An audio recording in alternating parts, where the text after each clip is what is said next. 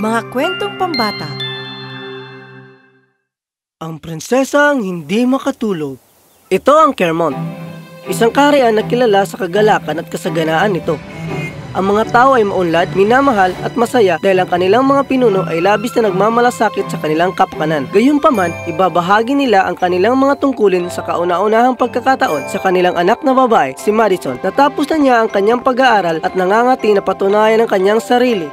Ngayon, magsisimula akong maging tunay na prinsesa. Impostor ka ba mula pa nung una? Alis ka! Ngayon, hindi ka bibigyan ng mabigat na responsibili. Inay, kaya ko! Maaaring nangunguna ka nga sa iyong klase, ngunit mahirap ang pamamahala ng isang kaharian. Oo, Iha. Kailangan mong maglakad bago tumakbo. Alam namin gagawin mo ang iyong magkakaya, ngunit huwag mong pilitin ang iyong sarili ng husto. Hindi nagtagal ay nabigyan na ng trabaho si Madison. Yun lang yun? Ang Reyna! Marami pa akong magagawa. Napakadali. Hindi nagtagal nag-aayos siya ng mga tambak na trabaho. Ang mga minuto ay naging oras. Prinsesa! Prinsesa! Ha? Ang iyong tanghalian!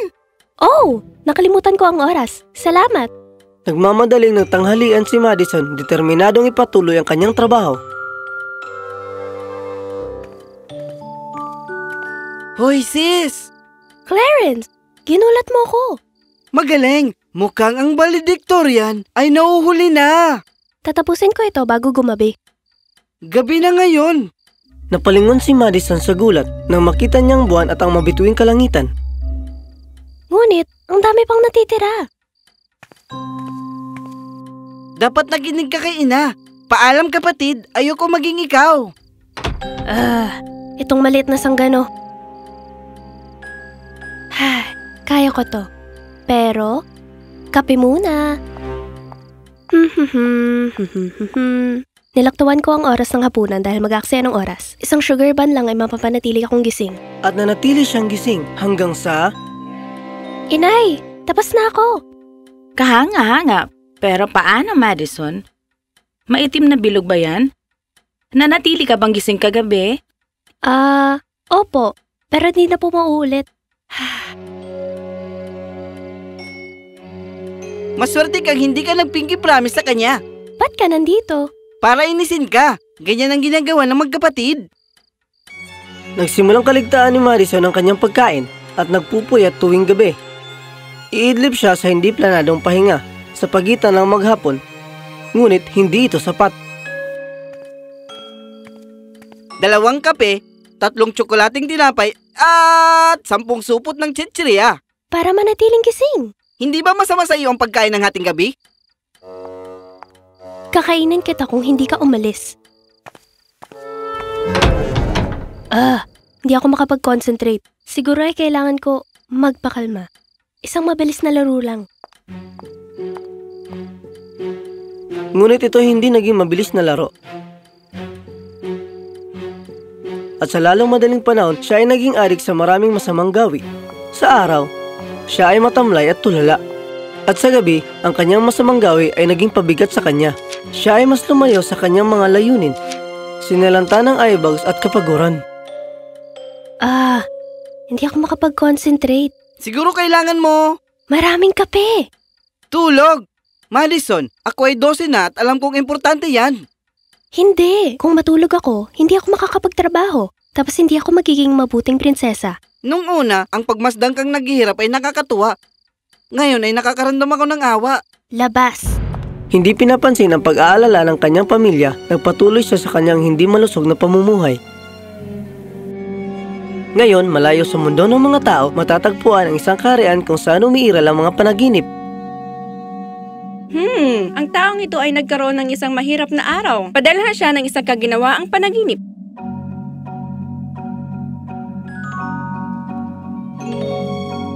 Iyan ay si Dazzle, ang diwata na tagapagbigay ng panaginip. Alam niya kung saan nagpupunta ang panaginip at kung bakit.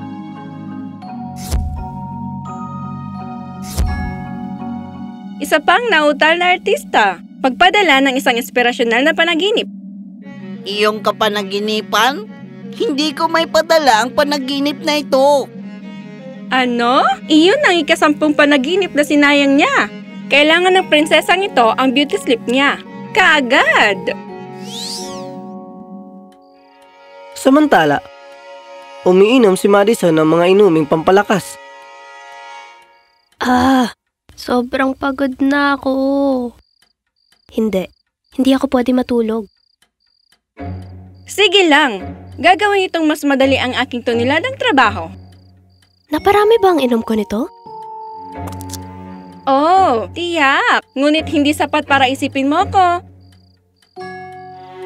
Sino ka? Dazzle, tagabigay ng panaginip. Nandito ako para ayusin ang iyong mahilig na sitwasyon. Ayusin ang aking ano? Kinain mo ba tong lahat? Hindi nakakagulat na ang iyong laro sa pagtulog ay napakainam. Hindi ko kailangan matulog. Meron akong isang kahariang pinapatakbo. Gayon pa man, iidlip lang ako sa araw na gusto ko.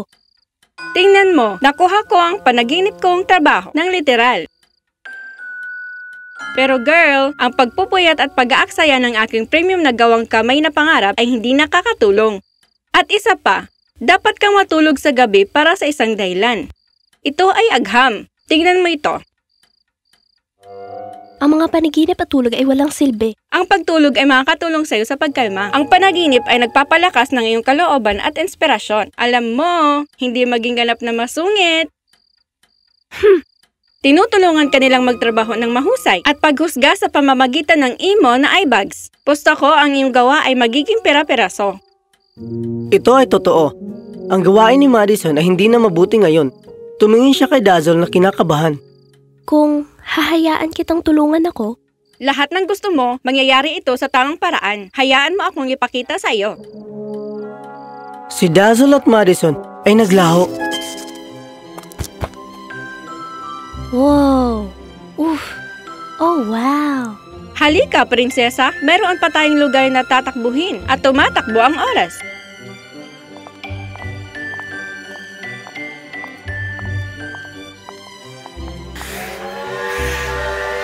Saan mo ko dadalhin? Isang biyahe sa tren. Maligayang pagdating sa Dreamland Express. Napanganga si Madison sa train. Ang mga karwahe nito ay pinangalan ng adventure, fantasy, comfort, creativity at inspiration. Pumasok sila sa adventure carriage, kung saan ang mga treasure hunting pirates at matapang na explorer na naghahanda para sa hindi inaasahang pagkikipagsapalaran. Masyadong puno. Subukan natin ang fantasy. Ang sunod na karwahe ay may mga engkanto, unicorn, duwende at Isang dragon! Dazzle! Ito ay... Oh, kumusta, Fluff? Paano kung sunugin ito ang karwahe? Ito ay Dreamland. Mawawala na lang yan. Uff! Kaya mo ba siyang paliitin? Hindi ako sumasakay ng tren. Ngunit tagpa siya akong samahan ka sa isang mahiwagang karanasan. Ang swerte ko! bumulusok ang train sa dilim at kumikislap ang maliliit na ilaw sa ibaba. Huminto ito sa himpapawid na mga panaginip ay lumutang palabas. Pumasok sa mga tahanan ng mga natutulog na tao. Tara! Sinundan nila ang isang unicorn sa isang apartment. Dito natutulog ang isang batang pintor. Hindi, hindi.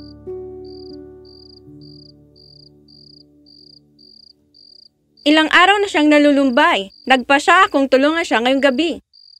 Dinala ni Dazzle si Madison sa panaginip ng pintor. Napakaganda ng tanawin.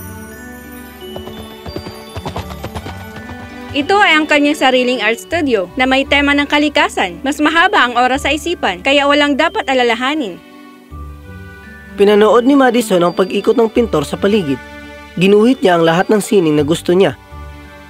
Naramdaman mismo ni Madison ang pagkawala ng kanyang pag-aalala. Nang biglang nawala ang panaginip at tumayo sila sa naaarawang kwarto ng pintor.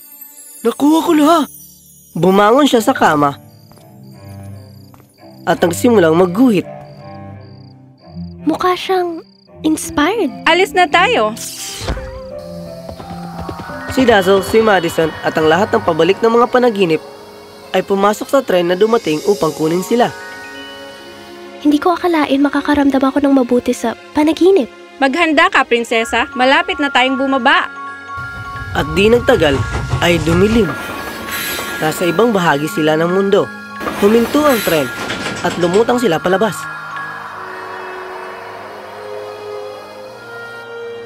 Wala bang nakakakita sa atin?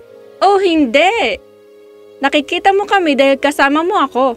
Ang mga taong ito ay halos hanggang sa ilong lang ang nakikita. Masyadong abala sa trabaho at buhay. Kaya, tinitiyak kung ginagawa nila ang kanilang makakaya. Isa tong bata.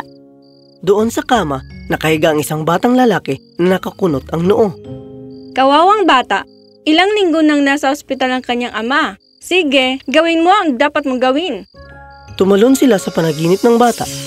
Doon, nagpalit-anyo sila bilang isang bituin. Anak? Tay? Ikaw ba yan? Ang panaginip ay mainit at ligtas. Kailan ko ba huling naramdaman ng ganito? Naglaho ang panaginip. Napalitan ng mainit na sinag ng araw. Nagising ang bata, ngunit ngayon, siya ay nakangiti. Magaling! Gusto ko talagang panaginip na yon. Ngayon, naranasan mo ng panaginip? Naglakbay sila sa kalangitan na may iba't ibang kulay. Hanggang sa muli ay binalot sila ng dilim. Nandito na tayo.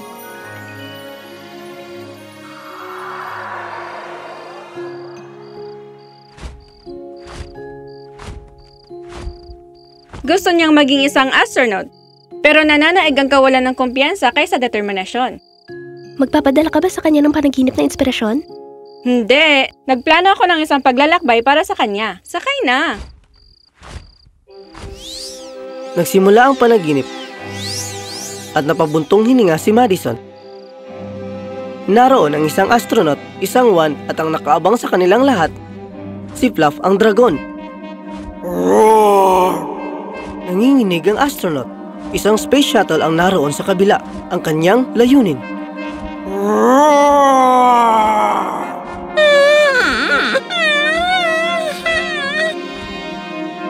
Dapat ba tumulong tayo? Kaya ito ni Fluff. At saka, kailangan niya itong gawin mag-isa.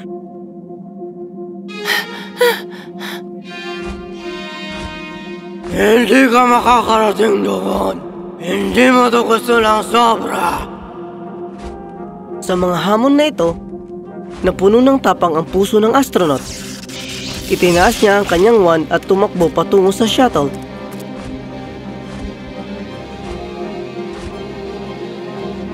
Nagawa na niya! Natapos ang panaginip at nakahiga ang astronaut. Ang kanyang mga mata ay kumikinang na may kumpiyansa at determinasyon. Siya ay magiging isang mahusay na astronaut. Magaling, Fluff!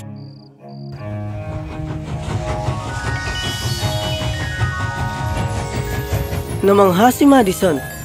Hindi siya makapaniwala na malaki pala ang maitutulong ng pagtulog at panaginip sa isang tao.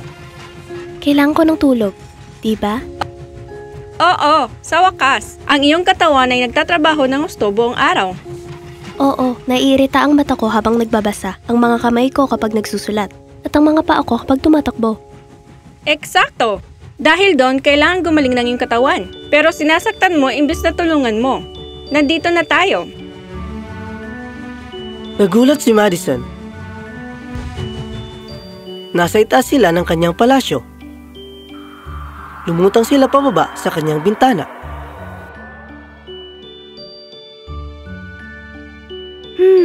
Sabihin mo ang paglalakbay na yun ay isang mahalagang karanasan. Natutunan ko ang aking leksyon. Matutulog na ako. Salamat, Daz. Kung kailangan mo ko, 10 espresso lang ang layo ko. Naglaho si Dazzle. Tumiga si Madison sa kama. Ang pagkikipagsapalaran ay nagpapagod sa kanya. Kinaumagahan, presko ang gising niya. Paikot-ikot siyang kumakanta sa pinakamataas niyang boses.